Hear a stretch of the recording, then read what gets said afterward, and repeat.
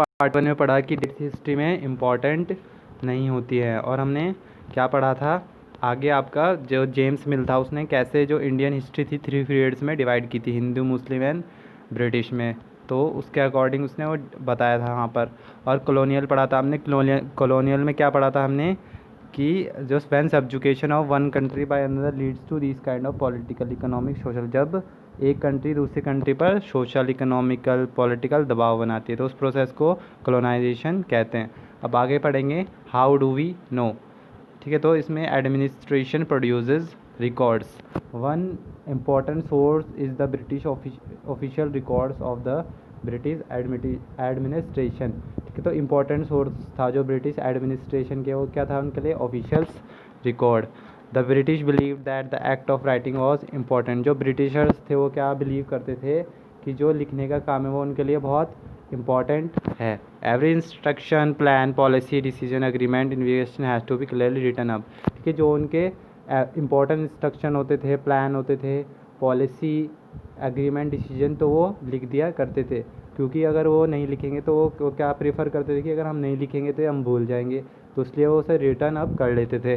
Once this was done things could be properly study and debated. एक बार जब ये हो जाता था, लिख लेते थे, उसके बाद वो उन्हें पढ़ते थे, डिबेट होता था उसके ऊपर। The conviction produce an administration culture of memos, nothing and reports. मतलब जो उसमें कागजी काम जो है बहुत ज़्यादा होता था, करते थे britishers. The British also felt that all important documents and letters needed to be carefully preserve. और जो ब्रिटिशर थे वो क्या सोचते थे कि जो ये हमारे डॉक्यूमेंट्स हैं इंपॉर्टेंट्स, इनको हमें संभाल कर भी रखना चाहिए। So they set up record rooms attach to all administrative collectorate. तो उन्होंने क्या बनाया हुआ था, हर एक डिपार्टमेंट में अपना एक ऑफिस, रिकॉर्ड रूम बनाया हुआ था। The village tehsildar office, the collector, तो विलेज में तहसीलदार ऑफिस, और collectorate the commissioner office, the provincial secretaries, the law courts. ठीक है, तो सबके अपने अपने एक अलग सेपरेट रिकॉर्ड रूम थी। Specialise institution like archives and museums. Archives क्या होता है इसमें, जिसमें आपके पुरानी जो इम्पोर्टेंट चीज़ें रखी जाती है। और म्यूज़ियम भी आपका सेम ही होता है। ठीक है, तो ये किस लिए बनाए गए थे, ताकि इम्पोर्टेंट जो रिकॉर्ड्स हैं वो प्रिजर्व हो सकें।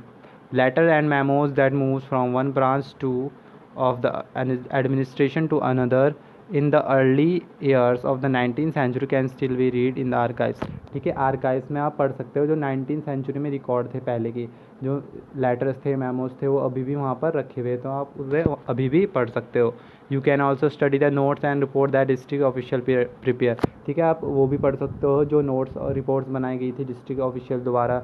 और इंस्ट्रक्शन और डायरेक्टाइज भी पढ़ सकते हो जो कि ऑफिशियल्स को सेंड की जाती थी। ठीक है, मतलब इसमें क्या था, वो ज़्यादा लिखा पढ़ी का काम ज़्यादा करते थे, मतलब वो लिखना ज़्यादा प्रेफर करते थे। In the early year of the 19th century these documents were carefully copied out, beautifully written by calligraphist. ठीक है, तो अर्ली ईयर्स में क्या हुआ, 19th सेंचुरी के जो डॉक्यूमेंट्स थे जो हैंड रिटन होते थे, हाथों से लिखे जाते थे, कैलीग्राफिस्ट इन्हें लिखते थे। तो कैलीग्राफी किसे कहते हैं, आपको art of beautiful handwriting, मतलब आर्ट जिसमें आप बहुत अच्छी राइटिंग बनाते हो। That is by those who specialise in art of. ठीक है, तो इसमें ब्यूटीफुल हैंड राइटिंग से लिखा जाता था। By the middle of 19th century with the spread of printing multiple copies of these record were printed. ठीक है, तो मिडल सेंचुरी 19th सेंचुरी में क्या हुआ, प्रिंटिंग जो है इस मशीन आई, तो इनकी कॉपीज़ की गई इन रिकॉर्ड्स की, और प्रिंटेड किया गया, और ईच जो गवर्नमेंट के डिपार्टमेंट थे उनमें भेजा गया। ठीक है, देखिए आप नेशनल म्यूज़ियम की फ़ोटोग्राफ दिखाई गई है आपकी। तो यहाँ पर देखिए, when the New Delhi was built, जब न्यू दिल्ली बना था, the national museum and national archives were both located close to viceregal place. तो रेगल प्लेस के पास जो आपका नेशनल आर्काइव्स है वो लोकेटेड है, और नेशनल म्यूजियम भी, चूँकि ये बहुत इंपॉर्टेंट होते थे।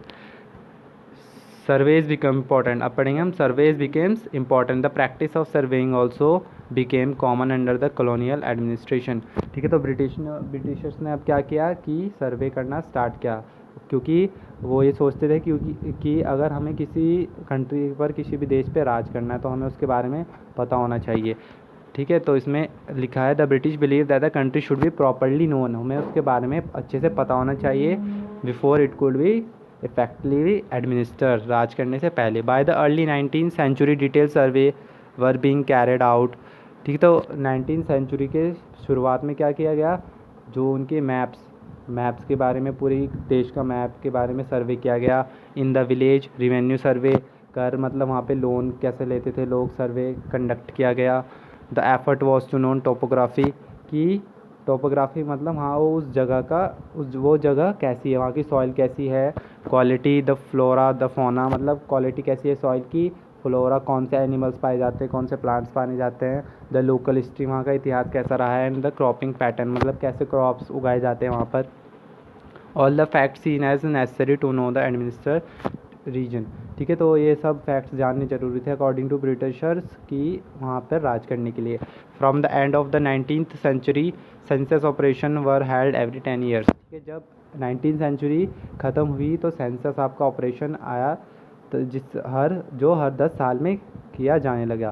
तो सेंसस क्या होता है, आपके स्टडी ऑफ पॉपुलेशन, जब आप पॉपुलेशन की स्टडी करते हो, है ना, एक आप वो दिखाते हो ग्राफ, मतलब कितना इसमें कितने और कौन से ईयर में कितने लोग, तो उनके बारे में बताया जाता है पॉपुलेशन के बारे में। Detail records of the numbers of people in all the provinces of India. ठीक है, जितने भी गांव थे, अब क्या किया गया, जितने भी गांव थे वहाँ पर, तो इंडिया के उसके प्रोविंसेस किया गया, मतलब सर्वे किया गया सेंसस में। नोटिंग इन्फॉर्मेशन ऑफ कास्ट की इन्फॉर्मेशन ली गई, रिलीजन कौन से धर्म के लोग हैं, एंड ऑक्यूपेशन क्या क्या काम करते हैं। There were many other surveys, botanical surveys, zoological surveys. ठीक है, इससे भी अलग वहाँ पे बहुत सर्वेज हुए, जैसे कि बोटेनिकल सर्वेज मतलब आपके प्लांट्स से रिलेटेड सर्वेज, जूलॉजिकल आपके एनिमल्स कौन से एनिमल्स है, आर्कोलॉजिस्ट सर्वे वहाँ से क्या क्या खोज की गई, अंडरग्राउंड है ना क्या क्या चीज़ें पाई गई। एंथ्रोपोलॉजिकल सर्वे बोलते हैं हम आपकी ह्यूमन स्टडी को, इंसान के बारे में पढ़ते हैं। फॉरेस्ट सर्वे, फॉरेस्ट के बारे में। तो यहाँ पर देखिए ज़रा, यहाँ पर कुछ बताया गया हमें, कस्टर्ड एप्पल प्लांट 70s में। ठीक है, यहाँ पे कस्टर्ड प्लांट के बारे में बताया गया है। Botanical garden and natural history museum establish by the British collected plant specimens and information about their uses. ठीक है, तो क्या होता था, जो ब्रिटिशर्स होते थे वो जो इम्पोर्टेंट्स आपके प्लांट्स हो गए, प्लांट्स की स्पीशीज़ हो गई, ठीक है, तो उनके क्या करते थे, वो गार्डन बनाते थे, बोटेनिकल गार्डन। ठीक है, तो उसके बारे में वो क्या लिखते थे, इन्फॉर्मेशन देते थे और उसके यूजेस बताते थे। ठीक है, तो ये कैसे किया जाता था, हाथों से ही बनाया जाता था, क्योंकि फ़ोटो तो खींचते नहीं थे उस टाइम में। What official records do not tell, की ऑफिशियल रिकॉर्ड्स हमें अब क्या नहीं बताते हैं। ठीक है, from this vast corpus of records we can get to know a lot. ठीक है, जो अभी हमने पढ़ा कि ऑफिशियल रिकॉर्ड्स के बारे में हमें बहुत कुछ जानने को मिला, ऑफिशियल्स के बारे में, मतलब जो बड़े बड़े जो आपके ये गवर्नर हो गए। ठीक है, तो हमें बहुत कुछ जानने को मिला इसके बारे में। They tell us about officials thought what images need to be careless what they were interested in and they were wish to preserve for posterity। ठीक है, इससे पहले हम देखेंगे यहाँ पर कि ये जो डायग्राम बनाया गया है, ठीक है, यहाँ पर दिखाया गया है मैपिंग और सर्वे हो रहा है यहाँ पर बंगाल में। तो ये किसने बनाई है फ़ोटो, जेम्स प्रिंसेप ने 1832 में। ठीक है, तो ये सिर्फ हमें ऑफिशियल रिकॉर्ड से क्या पता लगता है कि ऑफिशियल्स क्या सोचते हैं और वो क्या ज़्यादातर इंटरेस्टेड है किस चीज़ों में और उन्हें क्या करना पसंद है। These records do not always help to understand what people in the country felt and what lay behind. ठीक है, इन्हें हमें सिर्फ ऑफिशियल्स के बारे में पता लगता था, पर जो छोटे मोटे लोग हैं, ठीक है, जो नॉर्मल पीपल्स हैं, हमें उनके बारे में कैसे पता चलेगा, है ना। तो यहाँ पर ये इमेज है आपकी, ये है रिबल ऑफ 1857। ठीक है, तो इसके बारे में हम पढ़ेंगे आपका, ये भी आपका बहुत इंपॉर्टेंट है। ठीक है, तो ये पढ़ेंगे हम आप चैप्टर 5 में। तो यहाँ पर आगे देखेंगे, for that we need to look elsewhere. ठीक है, अब हमें नॉर्मल पीपल के बारे में जानना है, तो अब हमें कहीं और से पता लगाना होगा। When we begin to search for these other sources we find them in plenty though they were more difficult to get than official records.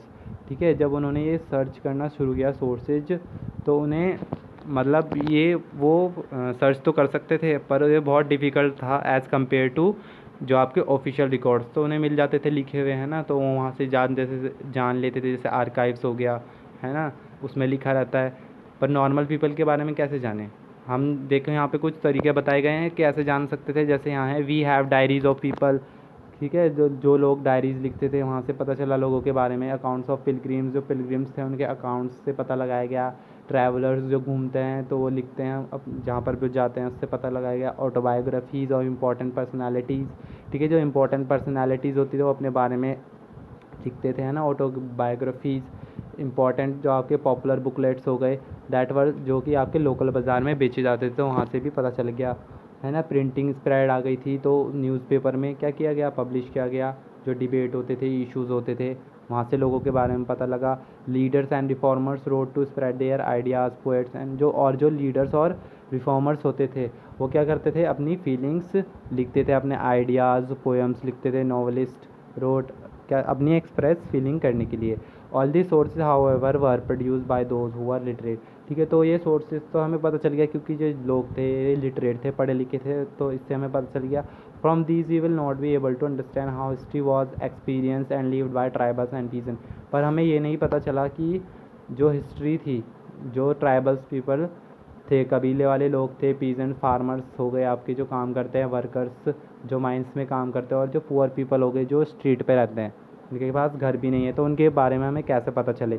Getting to know their lives is more difficult task, ठीक है। तो उनके बारे में पता लगाना बहुत important difficult task था। Yet this can be done, ये किया जा सकता है। If we make a little bit of more effort, अगर हम थोड़ा और ज़्यादा कोशिश करें, एफर्ट लगाने की कोशिश करें, जाना जा सकता है। When you read this book you will see how this can be done, ठीक है। अब आगे जैसे हम पढ़ेंगे तो हमें और कुछ भी आगे जानने के पढ़ने के लिए मिलेगा। ओके स्टूडेंट्स, आपका चैप्टर यह है पार्ट सेकंड कंप्लीट हो चुका है। Thank you.